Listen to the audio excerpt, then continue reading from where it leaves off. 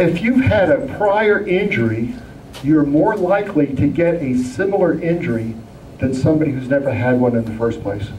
So if you've had a stress fracture, you're more likely to have another stress fracture in the future as compared to somebody who's never had one. If you had a hamstring injury, you are more likely to have another hamstring injury a year or 2 or 3 later as compared to somebody who's never had one. So past injuries can predict future injuries. In the same area? Frequently in the same area. Yeah. And this is open. If somebody has a comment, make one. Have a question, ask it. You might get a candy bar out of it. Yeah, if you've had a strained hamstring, you're more likely to get another strained hamstring. Exactly right. Not a strained calf or something else, but more likely a strained hamstring. That was a good question. Cleaning up here. Okay. I think we've worked the runner over pretty good. Let's flip a page and let's talk about running. What about running can predispose to injuries? And how about a single word? This is worth 2 candy bars. A single word about running that predisposes to injuries.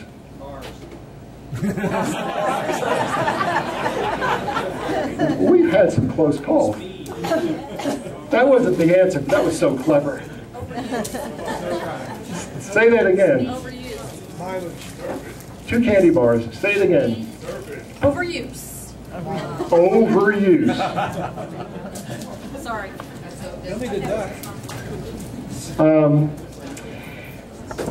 What's overuse? Picture the guy who, when you go to the gym, the guy who looks buffed, you know, and his arms are as big as your thighs, and all he does is pump iron all day. Well, how does he get that way?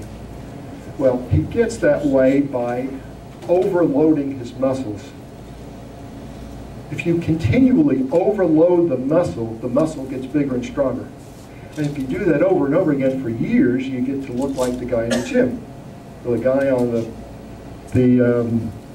Chippendales calendar. And I'm not giving any of those away. So you have to overload the muscle to make the muscle strong. Running and training is overloading. We overload our bodies all the time. We start off being able to run 2 miles or 3 miles, and as we keep going, we're able to go further and further and further. Why? Because we overload our system, and as we overload our system adapts to the stress we place on it. And it's the adaptation to the stress that makes us able to do distance running, or makes the guy in the gym able to look so beautiful. The key here is adapting. When we start running, our hearts have to adapt to what we're doing. Our lungs have to adapt, our muscles, bones, everything has to adapt to what we're doing. And here's an important point. When you start running, your heart and your lungs adapt very quickly to what you're asking it to do. Think about the first time you ran 5 miles.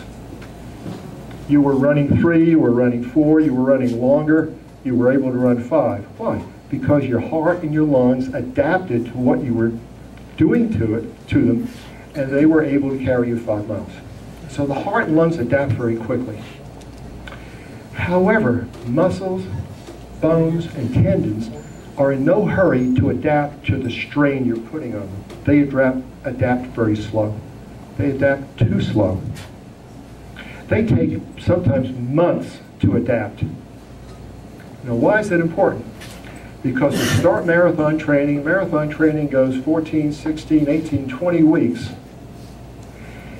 Muscles, bones, and ligaments have to be adapted by that time, but muscles, joints, and ligament injuries start at about 12 or 14 weeks of a new load you're putting on them.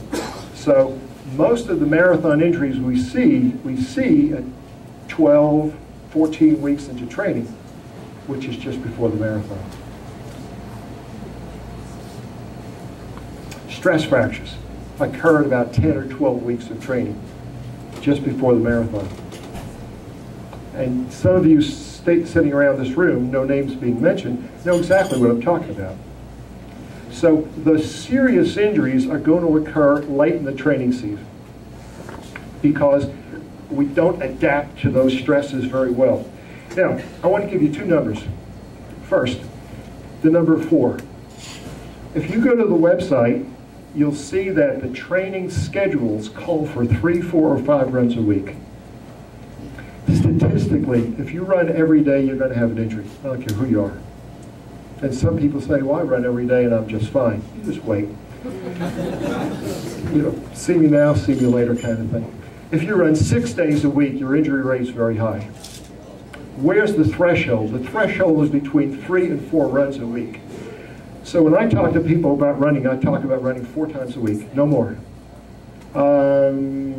After the run this weekend, someone asked me about running 3 times a week. Yeah, go to the website. There's a program for running. Mark put a program together for us for running 3 times a week to prepare for a marathon. And I told her on Saturday that my marathon PR occurred with running 3 times a week. Those are 3 pretty good runs, too. So 4 is the magic number. Above 4, you're asking for trouble. 3 or 4 is just about right. So the first number I want you to remember is 4 runs a week. Second, above how many miles a week can you predict that somebody's going to get hurt? 30, 40? Is that you, Jason? Marie. Kevin? She's still hungry for the sandwich. Who? If you're on a scholarship to OU or OSU, you're running 80 and 90 miles a week, and you're disintegrating. And I know you are, because I see all of them. The number is 40. Above 40 miles a week, the injury rate gets very high, and the curve goes something like this. As you're running more and more miles, the injury rate goes up. When you hit 40, it really goes up. So 40 miles a week is the magic number. Now that's the magic number for the average runner in the average population. For some people it's 35. For some people it's 45. For the cross-country runners at OU, for a lot of them it's 60 and 70. But for each one of us there's a magic number, and above that number is when we start getting into trouble. And if you just want to remember a single number, the number is 40. So 4 runs a week, 40 miles a week, and those are your magic numbers. Okay. Let's flip the page and go to the equipment, the runner's equipment or the runner's environment. There's only one piece of there's only one piece of equipment you need to run. Shoes. Shoes can cause problems. 3 kinds of problems. There are 3 shoe characteristics that cause problems. They each begin with the letter S. Too soft. Who said that? Kevin. Oh, I'm sorry. I'm pretty dangerous. Too soft. Soft instability. Get a piece of candy. Soft. Too soft. Give me another S. Shoes. Too who? Size. What do you want to tell me about size?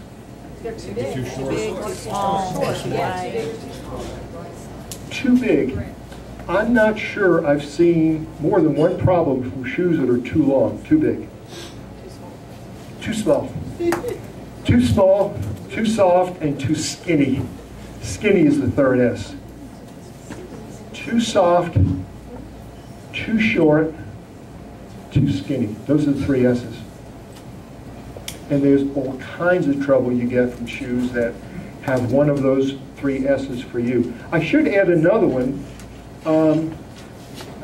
I remember writing for the newsletter something about bypass lacing. I don't know if you remember that. I wrote that because of a couple of people that had pain on the top of the foot because they were laced too tight. And after I wrote that and put it in the newsletter, there must have been 10 people who came up to me and said, I know exactly what you're talking about. So if you lace your shoes too tight, you can create another kind of problem. Okay, shoes.